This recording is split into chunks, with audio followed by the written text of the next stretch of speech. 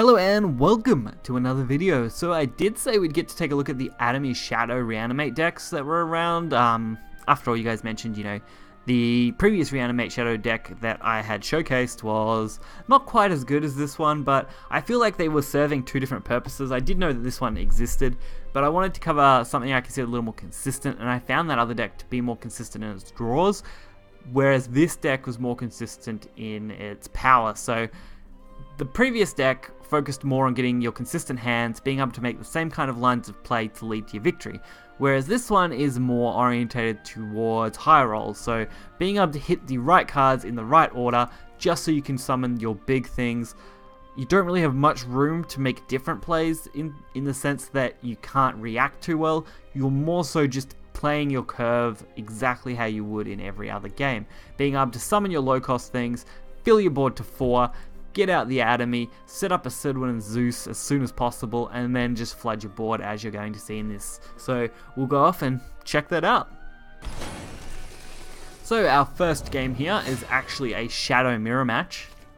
It's not too surprising after all. Atomy at the moment, I think in most ladder tier systems is ranked as number 1, so as being one of the top decks, it is definitely a strong deck. I think we have Daria, D-Shift, Atomy, and Roach, OTK, as some of the top decks right now. And I think Aggro Forest is up there as well on some lists. I try and keep informed a little bit, but tier lists are just people's opinions, so really it's not here or there whether they are guaranteed to be correct. They're a good indicator, but that's about it. So Lurching Corpse, not too bad, especially with Soul Conversion and already having our Haunted House out, which will let us get Ghosts, which are great to work in with Atomy. Especially when we get Soul Conversion, meaning we get a chance at drawing something decent. Another Haunted House is actually going to mean we can play Atomy this turn, even with this Lurching on its own. So being able to Soul Conversion this Lurching, draw 2 cards, set up the Atomy, and play that out straight away is going to be fairly decent. Plus, we actually get 2 extra damage off these Shadows, so that's even better, these Ghosts doing their job. So turn 3 Atomy against another Shadow player is really decent. Especially with Demon Eater Lurching on turn 4, that does allow me to just kill something straight out. So basically I can take the 50-50 here, it's my only decent play anyway, being able to kill the 1-4 guaranteed and, well, kill either the 1-4 or the 1-2, sorry. So either way I would kill off their entire board or just go face, depending on what that was going to hit. It did hit the ward and pretty much ended the game there. I mean, taking 8 to the face turn 4 has gotta hurt. So our next game is against another Shadow player. I think this one lasted just slightly longer than the previous game. This deck, when it does high roll, as you just saw, is crazy. I think the biggest problem this deck currently holds is the fact that you can brick. Similar to how Daria bricks, except Daria bricks are, I would say, less common than Atomy bricks, just because having to have Atomy in your hand, compared to Daria, which has a plethora of other cards that can set it up, makes it really difficult. Luckily, we do get a decent hand in this game as well. I played 5 games with this deck. First game I did lose, bricked. Next 2 Shadow games, these are the ones you're seeing now, I won pretty easily. And the next game I actually lost due to another brick, and the last game you're going to see I think is a bit closer than the last 2 games. But we started off really good, we've got our Sidwin. It's really nice that you can go into either the Zeus Reanimate side or the Atomy Reanimate side, which is great. So that gives you a little bit of wiggle room. You're not just having to focus purely on Atomy, you can go for the Zeus, but requiring 3 to 4 cards on their own to set up your turns, I feel like that part of being a high roll deck makes the deck hard to play, or at least hard to structure, especially if you don't get your Atomy draws, as you've seen here. Luckily I did draw my Atomy.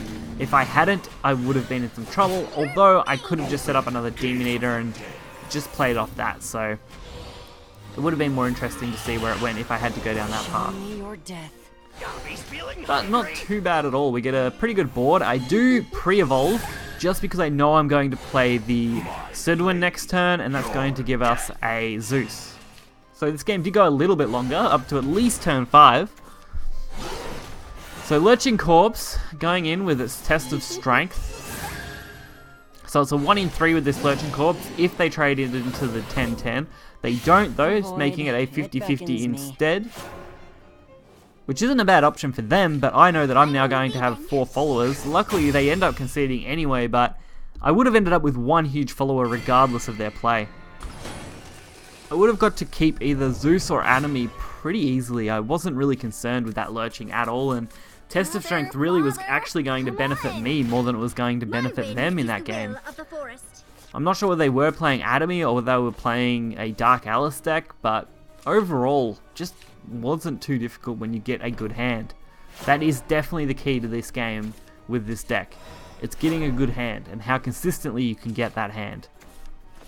Your best lines of play tend to be going into, you know, an early 1 or 2 drop into Scullering, into Atomy.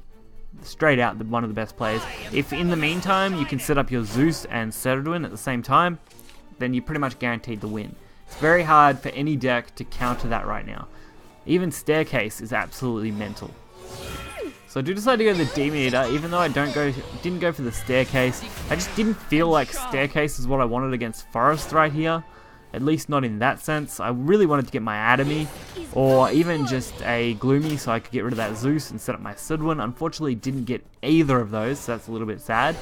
We did get the Scullering play though off, so that's at least something, and Haunted House gives me a good way to deal with this Angel of the Word, aka Rick. If you hang out in the Discord, Rick is a great guy. Just look at the Angel.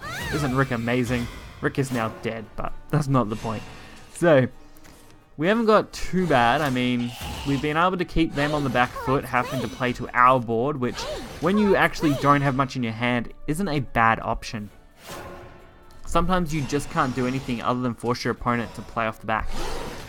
So we go for the lurching, setting up a board as much as I can. I decide to finally throw a Staircase down, thinking, hey, that's alright, we've got a couple things, we're going to get another thing. Staircase should constantly be dropping now, and we don't really have much on their board that's actually of concern to us. They haven't dealt much damage to my face, and now they're only really setting up their hand, so it's really not too bad at all.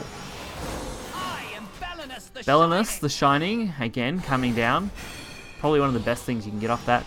I do decide to play Staircase earlier for this one, mainly because that other Staircase definitely isn't going to proc this turn, which means next turn I can hopefully get an Atomy, clear out my board with a few things, and be set up for another Staircase turn, the following one, to restock our hand. So we do need to at least get something decent on this turn. And that's not too bad at all. Not an Atomy, but definitely going to be able to get rid of that Zeus. Comboed with the Cerdwin, it means we're actually going to get Zeus off this turn. Or actually just go straight out and fill the board, sorry. I decided to fill the board because I didn't want to overdraw with my next turn. I really didn't want to overdraw that. Plus, I can use Belenus here as a evolve trade, kill the 5-3, get rid of the 1-1. And I can actually also use Cerdwin to summon Zeus, plus the Scullering as well. So all I need to do is have one follower here, stick to the board. Scullering, pretty much guaranteed to draw Atomy at this point. With how many cards are in our deck and running 3 Atomy, we should draw that next turn. So one follower, Scullering, Atomy, Cerdwin, Zeus. That's what you want as your line of play, which you're just about to see. It's great. I mean, just look at this hand. So we have the 1-2, which can deal damage, so that's the first step in the plan. Deal 1 damage to the face. Plan 2, summon Atomy. Remove your entire board, use Lurching at the same time, clears the 5-5. The Scullering is going to resummon something. What it is, completely random, because we've played basically our good 2-drops. And then we summon Zeus straight off the Cerdwin, which Forest I don't think can have any counter for to kill everything on this board in one turn. So that gives us a free 5 damage to the face. And we're going into turn 9, which isn't a bad spot to be in. So there's their Fairy Wisp, sorry. The only crazy thing, this was absolutely mental. Forest at the moment, if you've seen my last video and this video now, has some crazy turns. I mean, absolutely insane. With an Evo on this Goblin Mage, they try to kill my Zeus off. They still have 7 points and only need 3 damage on Zeus before they can start hitting me in the face. They're probably working super hard on their Roach math, trying to get everything lined up to where they need it. So we do see one Roach come down. Does have to be bounced with Airbound Barrage to get rid of this Zeus, which is a good spot for me to be in. They do go for another roach. And unfortunately, this roach is going to be at 9, so they're just off. 1 damage off lethal. Absolutely insane. If they had have decided to target the Atomy instead, I probably wouldn't have killed them this turn. Although, definitely Tyrant, I think, probably would have done it anyway. But really close. I was actually impressed with how good their roach turn was. So Forest has been giving me some insane games lately. Hopefully I'll continue. They always at least make the games interesting. So if you guys did enjoy this deck, of course, you can find it in the link in the description below. My final thought is this deck is great, but a bit high rolly. If you got some decent luck and you can play consistently, this deck's great. If you're looking for something that you can guarantee yourself more wins on, I recommend playing something else that just is more consistent and doesn't rely on that high roll. Of course, that does mean you may get high rolled by this deck or Daria as well. But overall, it's definitely a good deck and I recommend checking it out. So be sure to hit that like button and subscribe for more content, and I will catch you guys next time. See ya.